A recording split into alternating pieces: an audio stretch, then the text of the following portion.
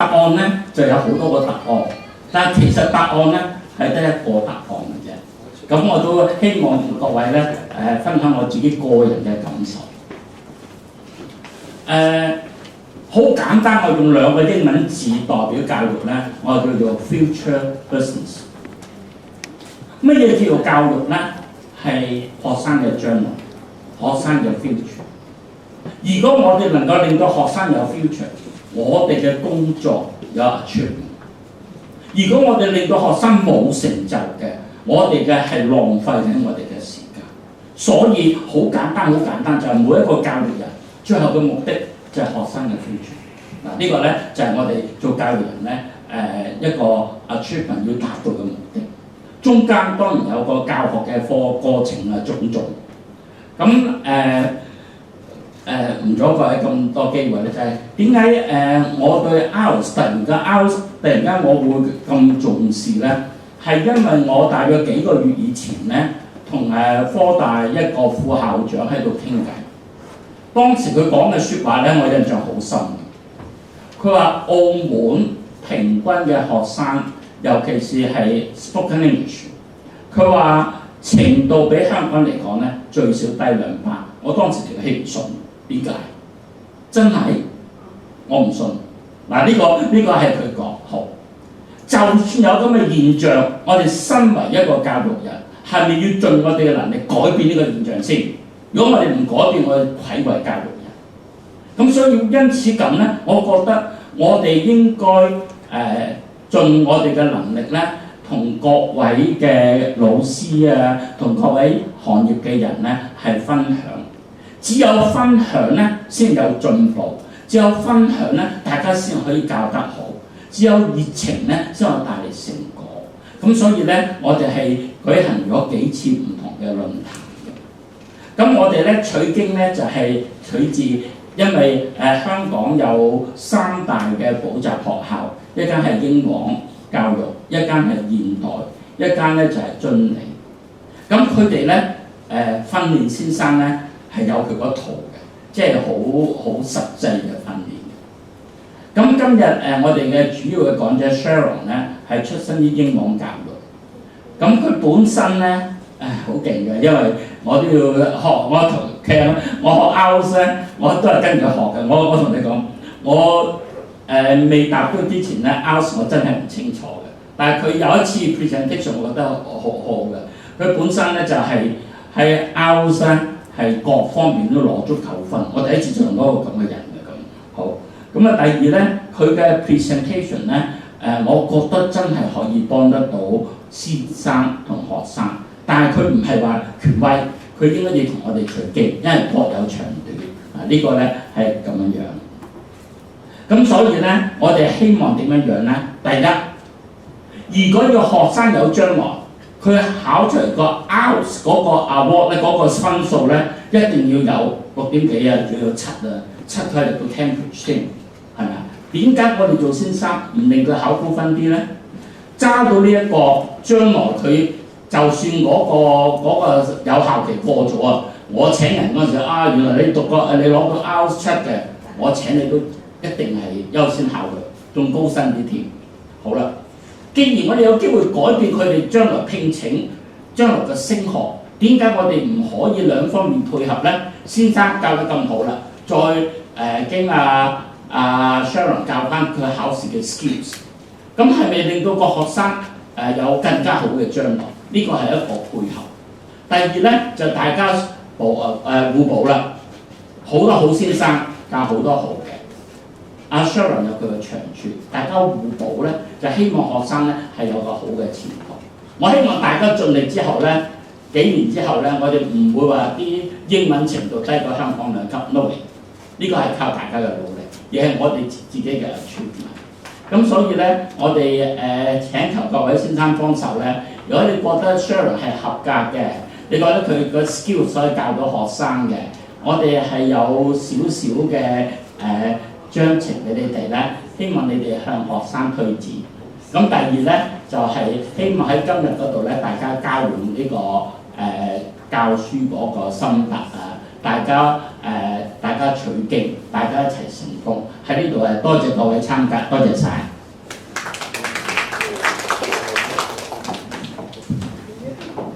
唔該晒徐博士。咁啱先徐博士都有提到啦，我哋今日好榮幸邀請到出身於香港英皇教育資深英語導師 Sharon Lee 為大家分享。咁 Sharon 佢畢業於香港大學，主修英文。佢喺雅思考試中全卷考獲9分，成績相當出眾。咁同時 Sharon 都曾經擔任過香港傳統名校同埋國際學校嘅英語導師嘅。咁事不宜遲啦，我哋以熱烈嘅掌聲有請 Sharon。Hi everyone, my name is Sharon. Thank you very much for coming over today. I know it was a Saturday. I heard that you guys had a long night last night.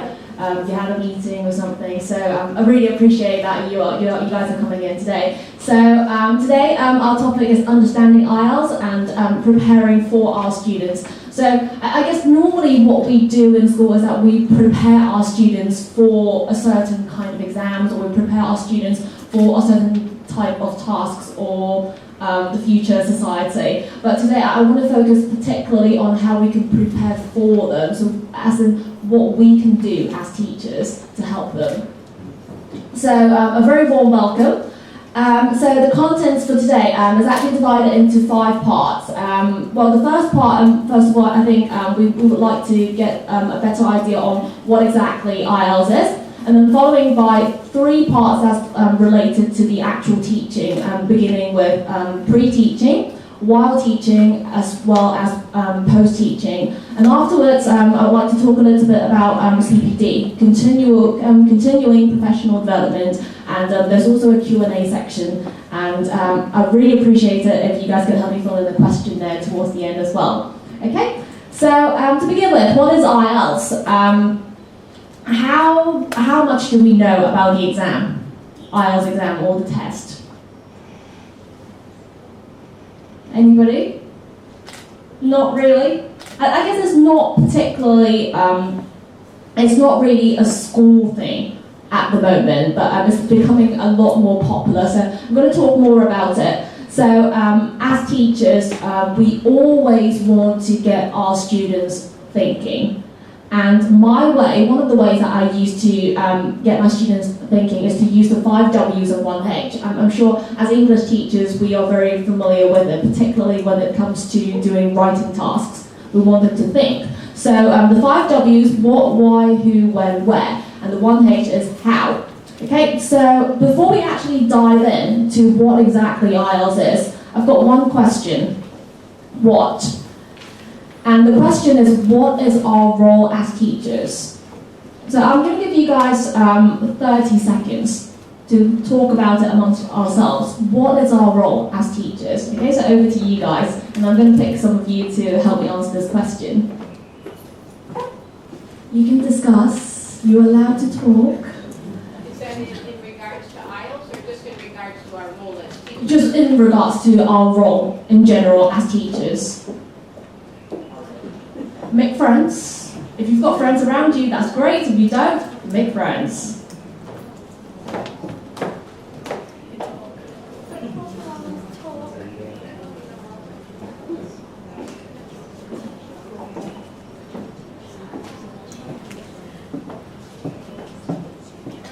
Tick tock, tick tock, tick tock. Not many of us are talking.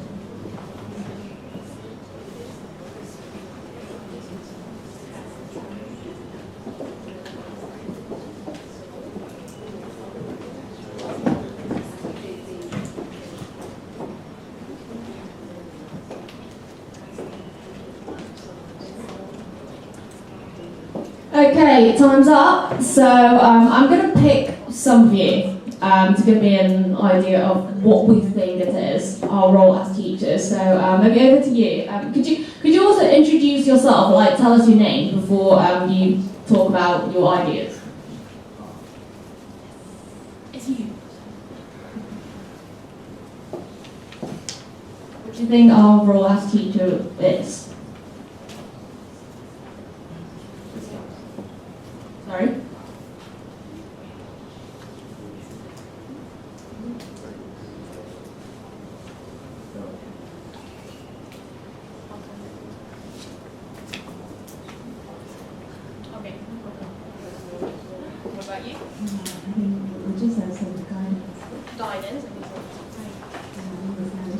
Iris. Okay, so Iris thinks that our role as teachers is actually to guide our students, okay, to provide guidance. Anybody else got any ideas?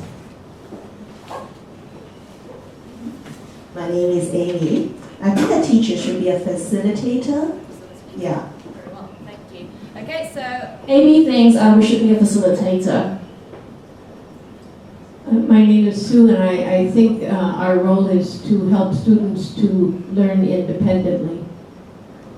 Thank you very much. See, okay, to help students learn independently, to provide guidance, to be a facilitator. Okay, so I think all of those are very, very important features that we need to provide to our students, and I think we always try to do that as well. However, if we think about an actual day-to-day in school, think about like you get into school at say 8 o'clock. No, actually lessons start at 8 o'clock. You probably have to get there at 7:30 latest. Okay, you're probably not even done with your breakfast, and you've got students out there at the intercom saying, "Can I see Miss or Mr. blah blah blah, please?" And you're just like, "My sandwich is still in my mouth, and I'm supposed to speak to my students." Okay, so you're jumping in and out of the staff room, and then you've got the assembly, and then you've got class teacher period, and then you've got your actual lessons to teach, and then you've got scripts to mark, you've got everything, and then before you know it, it's the end of the school day, and guess what? You're not even prepared for the next day, let alone that there's a test next week and whatever else that's coming up next. So there's actually a lot of things going on. So sometimes what I feel is that from my experience, I feel like I have forgotten what my actual role is, like providing guidance, okay, being a facilitator, helping my students learn independently. Am I actually doing it? And also at the end of the day, what are we trying to help students to achieve? Are we just trying to help them to achieve that end of year exam, to help them to push them to the next school year?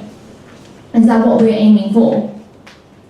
We're not aiming for that. We're actually aiming for something that is further away. We're aiming for their actual future. So that's why I think I would like to really just remind us, like despite we've got very, very busy schedules, we need to remember that we are actually here to help our students to achieve something in the long run. So don't just think about anything that's in the short term. Okay? So that's our role as teachers. So now how it relates to the IELTS exam is, first of all, we could understand it as the world's most widely accepted English test. And it's a very special test because until today, it has a one-to-one speaking test. Rather than, say, for example, the TOEFL test, they've got a speaking test as well. However, you're doing it with a computer. You're not actually sitting there with an actual examiner. And also, it assesses the English language ability. And there are more than 2 million test takers per year around the world. And what exactly it is? It is similar to the TOEFL test in the sense that it's got listening and speaking, reading and writing. However, each paper is done differently. And I guess we always try to focus on what something is. So what about we focus on what it is not? So it's not about, oh, do you speak British English? Do you speak American English? Or do you speak Australian English? It's nothing to do with that. It's not about grammar, which is probably good news for a lot of our students, because it seems like as an L2 learner, we always focus on grammar from day one, which is something that could be quite boring sometimes. And it's not to test your ability to study or work efficiently. So say, for example, if you got 9 out of 9, does that mean you could be an amazing doctor? No. If you don't have the knowledge in biology or chemistry, you're never going to make it, right? So it's a test for English language ability. It's not about pass or fail, and it's not culturally biased, which goes back to our first point, that it's not about what accent you speak in.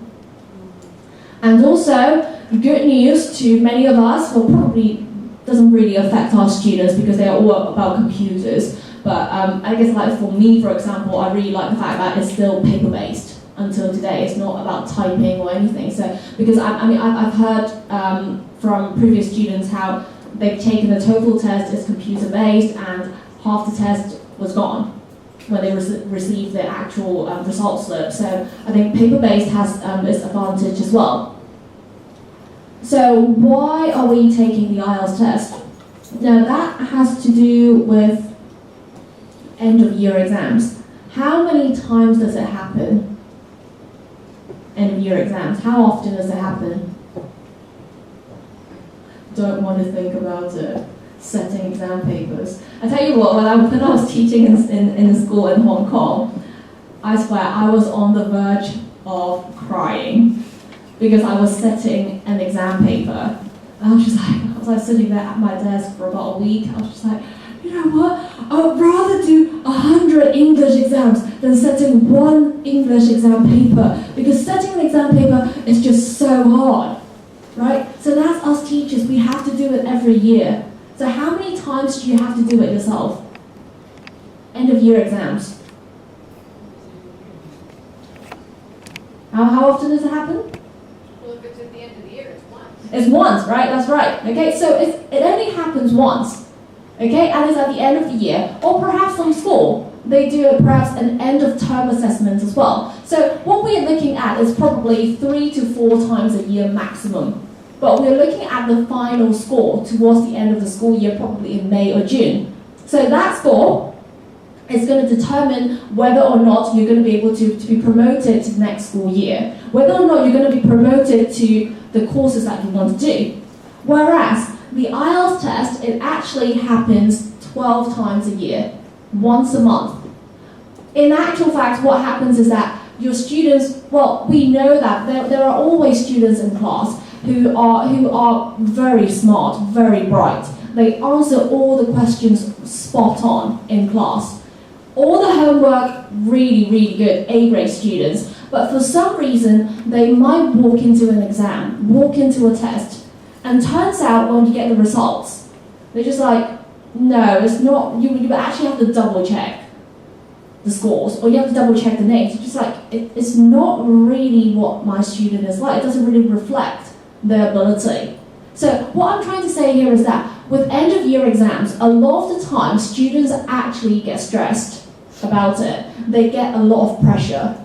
So that will affect their actual performance as well. Whereas the IELTS test, because of the fact that it happens 12 times a year, so they can actually get used to the exam format. Plus the exam format is quite easy to follow. Whereas end of year exams from schools, it could be quite different from time to time. So who accepts IELTS? So there's a global acceptance all over the world. There are over 8,000 education institutions that accept it. Professional bodies, immigration authorities if your students are looking into opportunities to migrate, or you've also got government agencies and departments. These are all widely accepted. And when to take the IELTS test, like I said, because it happens 12 times a year, so it could be any time of the year practically, and the results of students would get it back within 2 weeks. And where to take the IELTS test? Within Macau at the moment, there are 2 venues where students can take the exam, so it's quite convenient. And how to take the IELTS test, which is what we're going to focus on mainly today. So the total test time is 2 hours 44 minutes. And what students will be taking will be the academic module. So this is how the time is spread out. For the listening test is 30 minutes, reading and writing 60 minutes each, and speaking is 11 to 14 minutes. It varies because you are speaking to an actual person in real life. So some conversations might be slightly longer, some might be slightly shorter. So therefore, the total test time will be 2 hours 44 minutes. However, if you're also looking at, passing out exam papers, collecting them, total, I would say around 3 hours, okay? So for the listening test, it's divided in 4 sections. The first section is a conversation between 2 people. For section 2, it becomes a monologue. So monologue, obviously only one person talking now, and it's about an everyday social context. For section 3, it's a conversation, but this time it becomes slightly more difficult because the people involved could be up to 4 people. And the context would also change. It will become a more like educational or training context. So it could be more specific in terms of topics. And also you've got section 4, which is a lecture on an academic subject.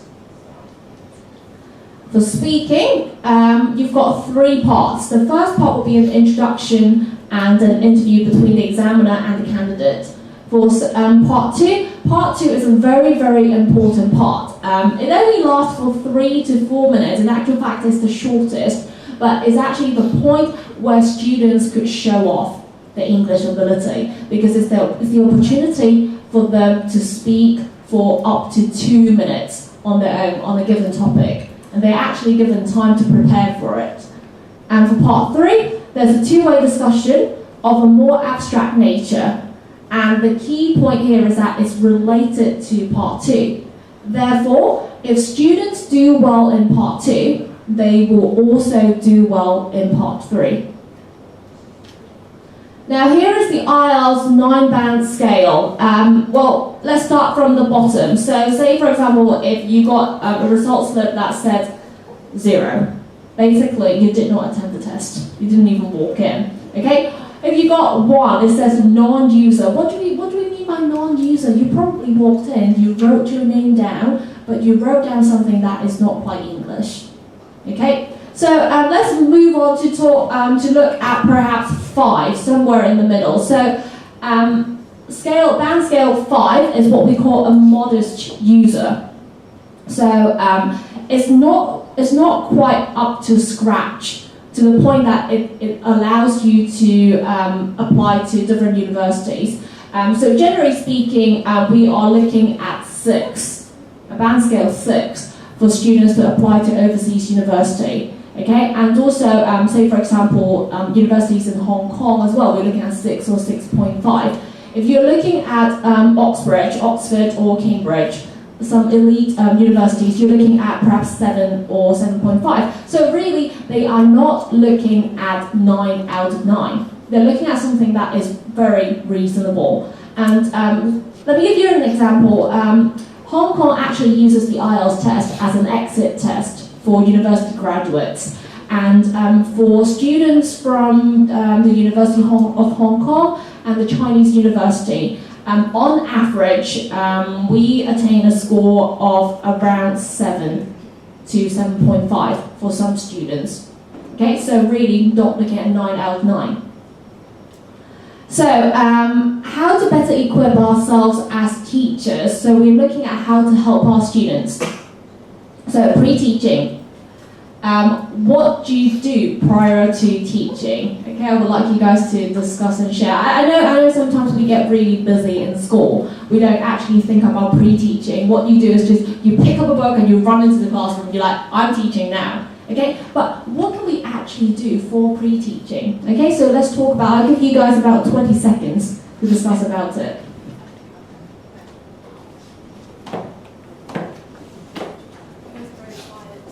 The answers are not going to appear all of a sudden. Let's talk.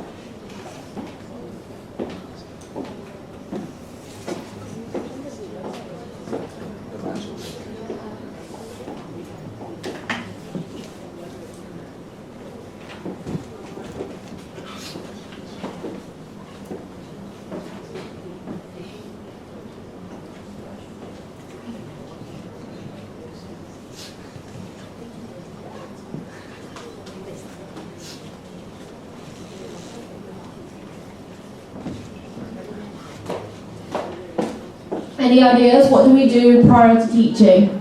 Before we teach? Teach what? Anything. Before you teach anything. Just in general, what would you do?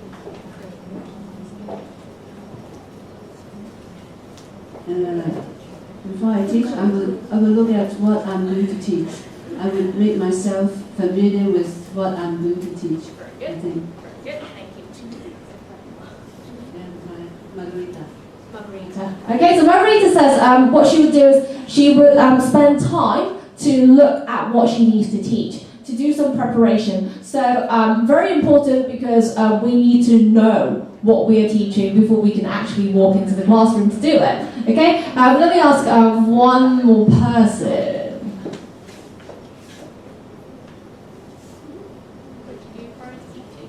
I can find some question about my student and prepare to the question. My name is Jenna. So Jenna thinks that we could actually look for questions to prepare to help our students to actually tackle them. So that's very specific, that's very good as well. Okay, so there are actually many things that we can do as teachers to help our students. For example, what I'm trying to focus on today for IELTS in particular, it's probably slightly different from what we do in schools because it's not an actual school syllabus. So what we're looking at how to grasp exam format, and we're also looking at the lesson objectives. Think about them, because I remember I did a lot of work on focusing on lesson objectives when I was a student teacher. However, as soon as I got out of university and started actual teaching, we forgot about it totally, because we just I just don't have time. I'm jumping in and out of classrooms throughout the day. And I would also like to focus on how to source materials online. Well, I think the first point, how to grasp exam format, it might not be something that is that all teachers will be in favour of. Because grasping exam format, it seems something that is really short term, isn't it? It seems like, okay, so kids, we're in today and we're just going to focus on how to do this exam. And if you pass it at the end of the year, you're amazing. This is not how we do teaching. Like I said at the beginning, okay, we are trying to provide something that is more long term, okay? But think about it. This IELTS test, it seems really short term right now that we're trying to target at the exam format. But in actual fact, if we help our students pass it, it actually gives them like a brighter future. It will actually open doors to many different opportunities. Okay? So, IELTS, very important one thing, structure. Structure is the key. If we know the structure, we can crack the exam. So the exam format, we need to know two things, the structure and also what we call the scoring or marking criteria. And we also like to focus on lesson objectives, so make sure we select and focus on it. We're not trying to do everything here. We need to select, we need to be spot on what we need. So for the listening test, the structure, first of all, it's a 30-minute test and there are altogether 40 questions. So my question here is, how much time do we actually get to answer each question? Less than a minute, that's right, thank you Amy. Okay, so less than a minute, so think about it. If you walk it back into the classroom on Monday and you said to your students, okay guys, we're going to do something new today, and you've got less than a minute per question, what do you reckon their face would be like? Basically like what you guys are doing now, you're like, what? Are you serious? Less than a minute, right? Okay, so, and think about it, and you tell them more information. You say, okay guys, this is what this is about. It's about recorded monologues, and it's about conversations. And they're like, what? When did we do it? And then you say, and by the way, there's a variety of English accents. And they're like, oh my goodness, are you serious?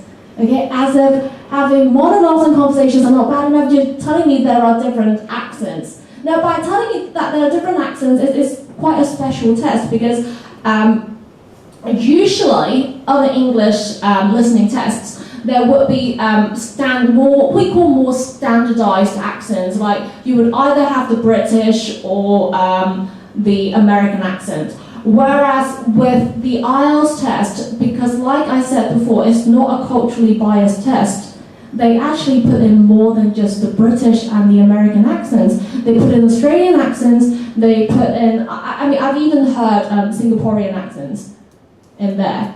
Okay, I have even heard Malaysian, Indian accents and all that. And by talking about the British accent, I'm not talking about the standard British accent. There are many different kinds of accents, which I'm going to share with you guys later on as well. So pretty interesting, okay? And also, the difficulty, it becomes more and more difficult. Okay, so don't just feel that, oh, you know what, the first task is a conversation, the last task is just a lecture, it's only one person talking. How hard can it be? Well, actually, it becomes more difficult.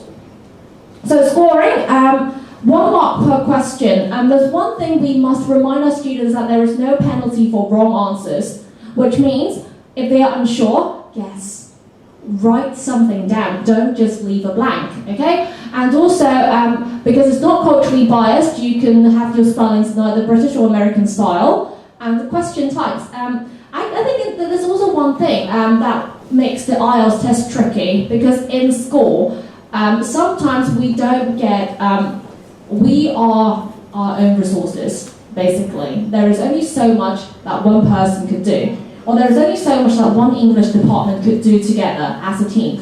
Whereas the IELTS test is an international body.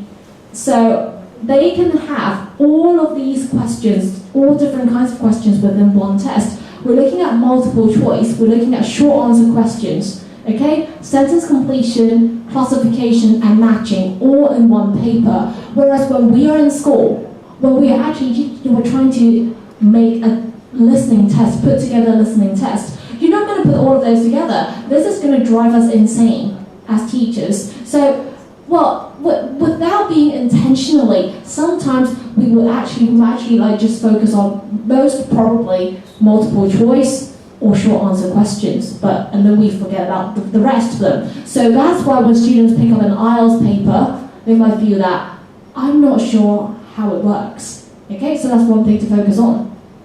So for the speaking test, 11 to 14 minutes, 3 sections. The first part is a dialogue, because it's between you and the examiner. The second part is a speech, and the last part is a discussion. Now, scoring, okay, it's about fluency, it's about vocabulary, it's about grammatical and accuracy, and also it's about pronunciation. What do you reckon they are not scoring on? Very good, thank you, Sue. Okay, they're not actually focusing on content. Whereas in school, when we test our students, a lot of times we give them an amazing topic and we expect amazing response. Okay? When actually no, content is not the most important, because when you're testing a student's speaking ability, you want to know how they speak. Because if you think about it, some students could be really, really good at making up amazing stories, but they might not be able to present it. Whereas some students, they are just so good at presenting it, but when actually you're like, if I asked you to write it down, would it be a good story? It might not be. So focus on what exactly we are trying to mark on. So which is what the IELTS exam is doing. It's all about the language. Now reading, okay, it's going to drive your students mad again. Now this time you've got 60 minutes and 40 questions. And you're thinking, no, they're not going to be as mad, because technically speaking, they get 1.5 minutes per question. Because 60 minutes, 40 questions, hang on, okay? Mathematicians, well done. But look, there are 3 sections. They also read, that's right. And these texts are taken from books. And you're like, okay, my students, they don't read. Magazines, they read magazines in Chinese. And journals, no, not until they're in university. Don't think they'll read journals. And you're thinking, newspapers? In my dreams. No way. Okay, so you're like, okay, problem there. They're all suitable for a non-specialist audience, okay, which is what the IELTS test is about. This is an advantage. It's not like if you are a science major, you're going to have an advantage to it, because it's not really about the science they want the understanding from. They want you to understand the language itself. Or sometimes you can have texts about music as well. Okay, but you don't have to be a music major to actually understand the content. So now back to why your students would freak out, is that all of these texts, altogether you're looking at, within the 60 minutes, you've got 40 questions plus reading a total of about 2,500 to 2,700 words, which means you get less than 1.5 minutes per question. And if you think about it, you have to do all that reading. And you know what our students is like? They actually read from top to bottom.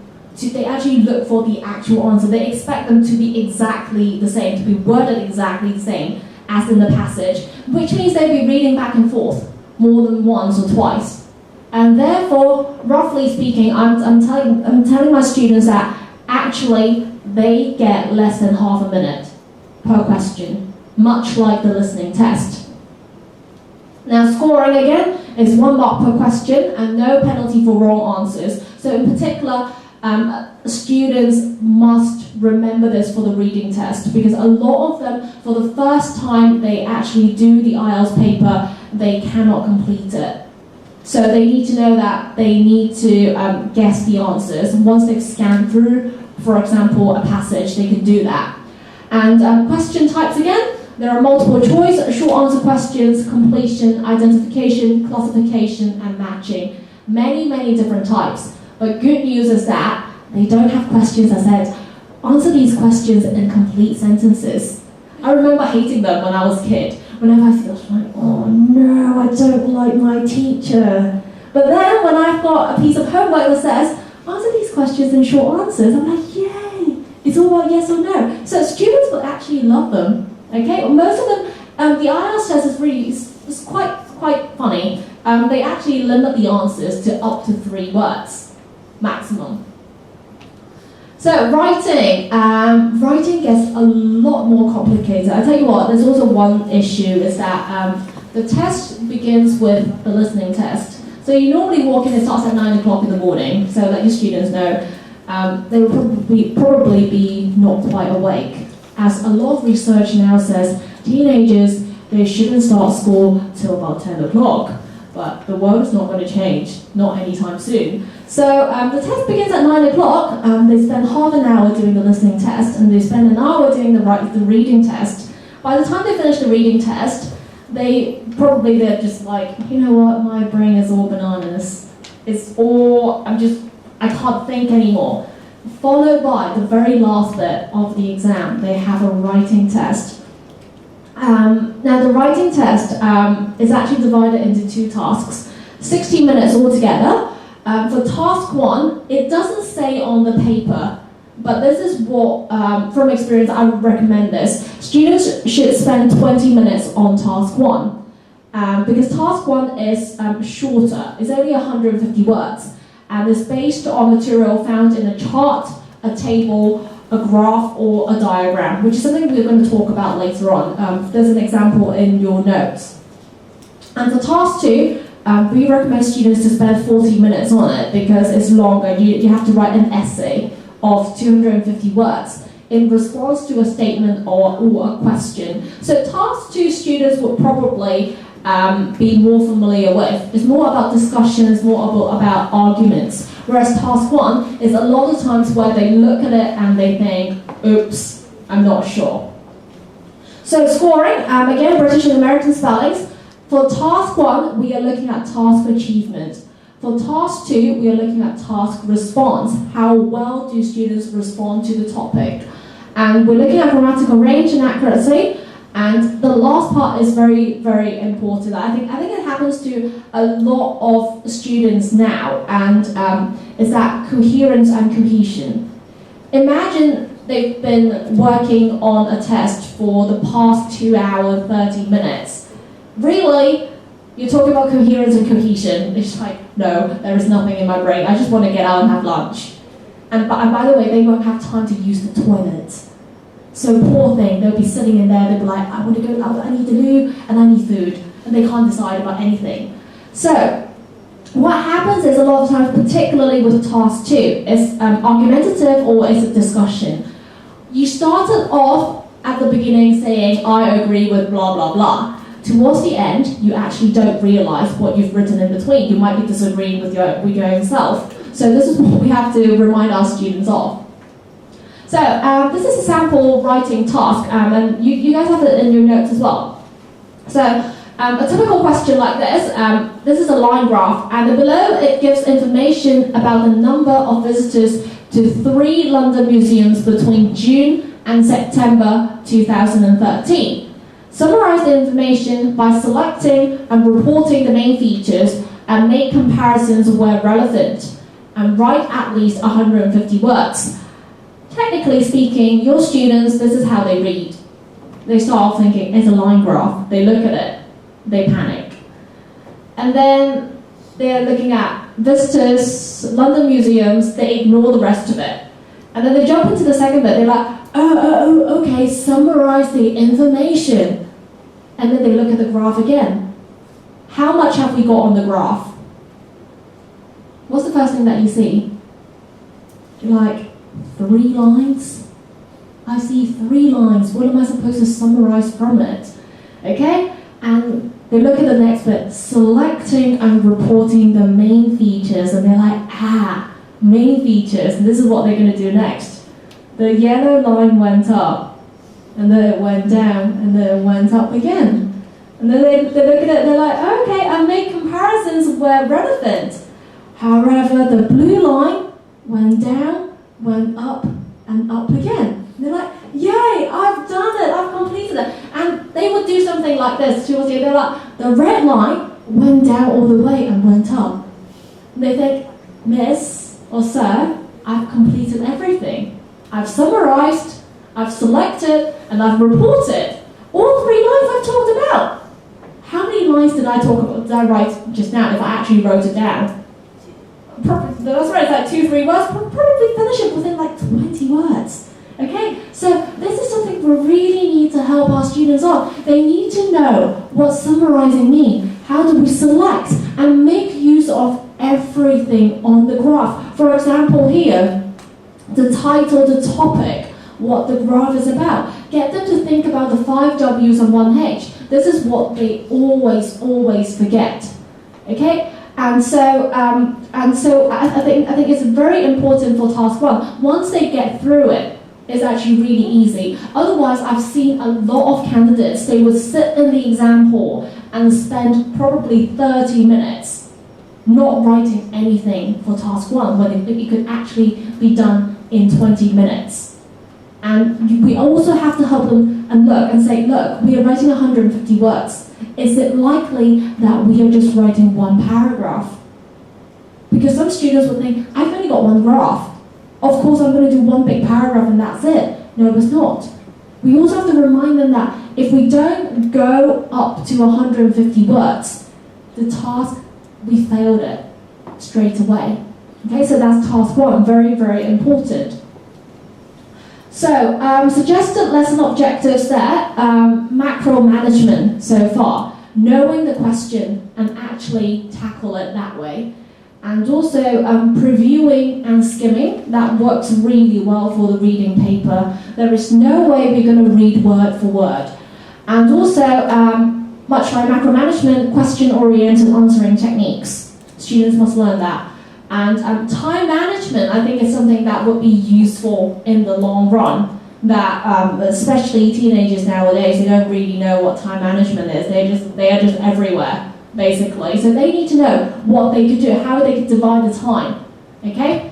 And also application of exam skills. And that's also something that I've noticed throughout the years. Many students, they panic as soon as they walk into the exam hall. And I mean, like myself, for example, I walked into this exam and I remember oh, by the way, everybody has to use a pencil for this exam. You cannot use a pen. So, and sometimes it's quite annoying. Sometimes they give you quite a long sort of table, bench thingy, and they actually have 2 of you using the same bench, and they put a partition in between. So when the person next to you starts rubbing everything off, your table just start rocking. So we can remind our students that it's actually quite funny, but it could get quite annoying. And when that happens, can you imagine how I felt in the exam? I was just like, oh my goodness, they're rubbing everything out. What's wrong? Am I doing the wrong questions? You start thinking like everything start coming up to your mind. And also because they're using a pencil, the noise they make on the table is like, so it really affects you, like all the candidates around you. So bear in mind that application of exam skills. Now, sourcing materials online. I mentioned earlier on how we are our own resources a lot of the times, or our department.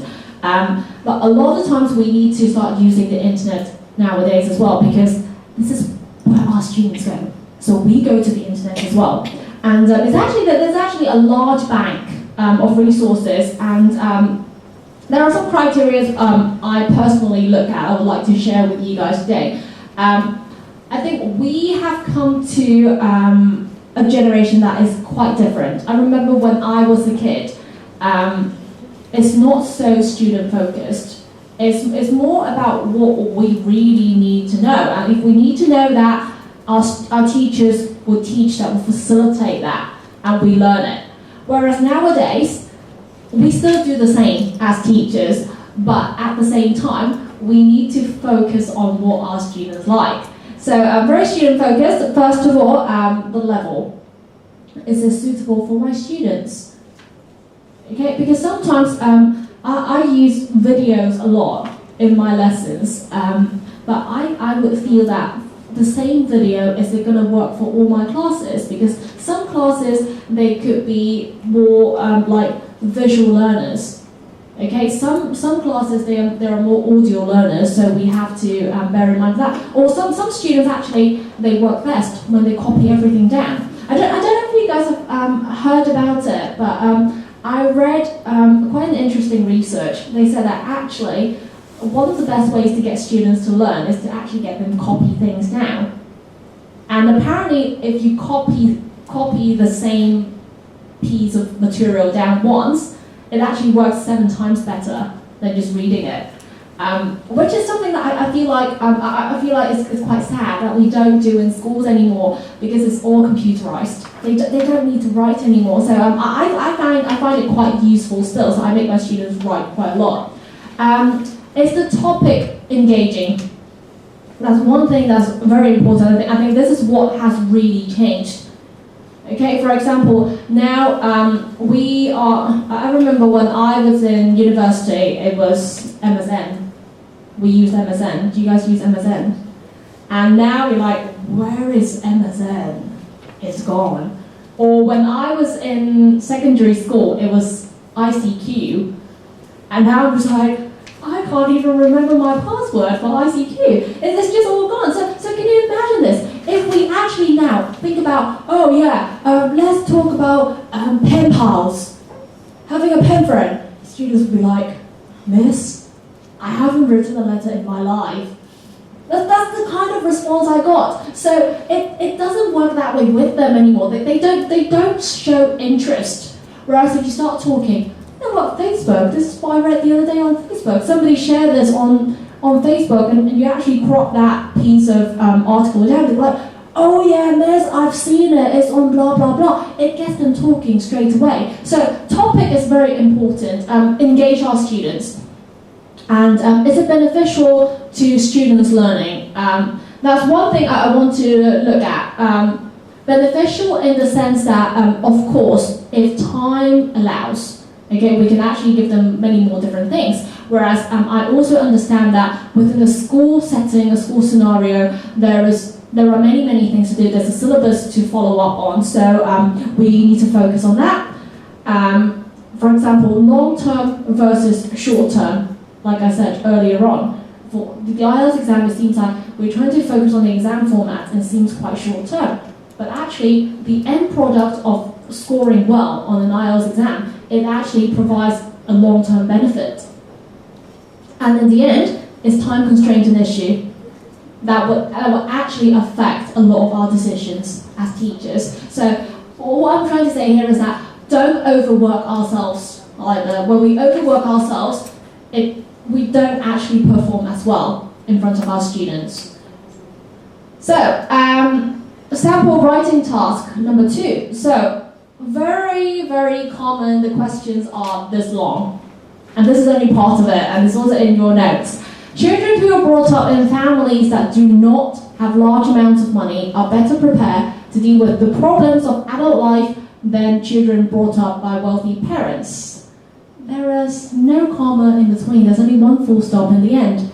And I promise you, after the first line, your students are like, no, I'm lost, miss. Okay?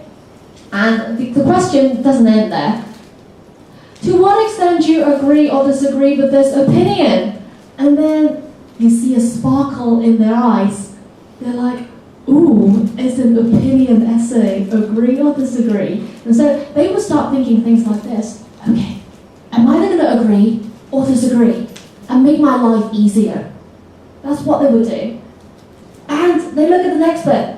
Give reasons for your answer and include any relevant examples from your own knowledge or experience. Give reasons! Like because. They use it for about 10 times without knowing it. And they're looking relevant examples, own knowledge, own experience, and they start panicking there. Like, I have no experience about this, what am I going to do? Sometimes our students lack creativity nowadays. They just forget about it. They are actually very creative individuals, but they just don't do it in the classroom anymore. So, the question itself, already there are many gaps that students could fall into, okay? And write at least 250 words. So, relevant and engaging students. Now, previously, if you look at this question, they're like children brought up by wealthy parents and parents of who are not so wealthy. They're thinking, I don't really care. As long as I've got my iPhone, I'm happy. I'm using WeChat with my friends, I'm using Facebook. Who cares about being wealthy or not so wealthy? Right? They don't care. So, we need to engage them. Make it relevant to our students. So, wealthy children versus poorer children. Basically, we're looking at two opposites. So, poorer children are better prepared for problems. This is what we've got from the actual question. That's the first opinion. So, for example, because today I'm in Macau, okay, I'm like a tourist, okay, this is what tourist knows, I'm sorry. Okay, so I'm all about food as well, so I'm thinking, okay, pork chop bun versus Portuguese egg tarts, and they are opposites. Some of you are thinking, how are they opposites? They are both food, okay? Because pork chop bun is savoury, okay? Portuguese egg tart is a dessert, it's sweet. So savoury versus sweet, opposites, okay? And I need to have an opinion here, right? And this is my opinion. Portuguese egg tart is better. Now, whenever somebody has an opinion, for example, now I'm saying in front of you, I think Portuguese egg tart is better. What would be your response? You're like, weirdo. What would be the first question that pops up in your mind? Portuguese egg tart is better. Portuguese egg tart is better. Why?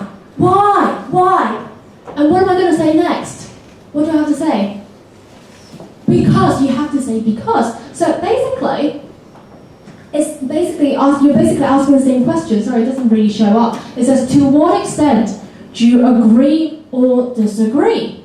You can actually cue your students to get them to ask you these questions. Okay? When they start asking you why, and you're like, oh, because I like desserts. Okay? And then you can ask them, okay, and in response you can say, to what extent do you agree or disagree? And you will have one or two people who start talking, because you know, in the classroom, it's actually an amazing chemistry. You will always have some students who are thinking about something different. If you ask them about poorer children versus wealthy children, they're not going to think about anything. Once you start talking about Portuguese egg tart, they're like, oh, I'm going to talk about that. I like that. They're going to be like, well, I totally agree with you because I am a sweet lover. Or you will have somebody who say, oh, no, I don't. I disagree with you because I think Portuguese egg tarts are disgusting.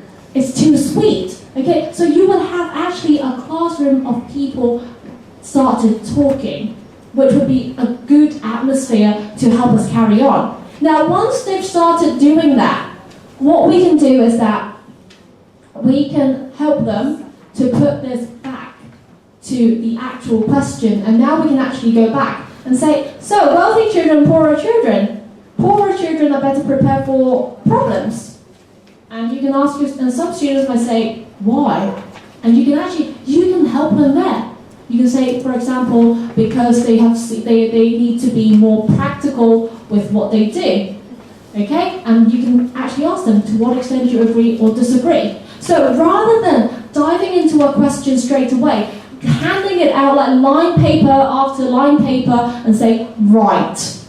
What we can do is that we can help them to actually take these kind of long questions into smaller bits, take them out and help them to think and do some brainstorming together as a class, which is great, because I feel that a lot of times when students are writing on their own, they sort of start hiding their answers. I mean, remember even in university days, I've got people doing this in front of their paper, so I would not be surprised seeing it in secondary school at all.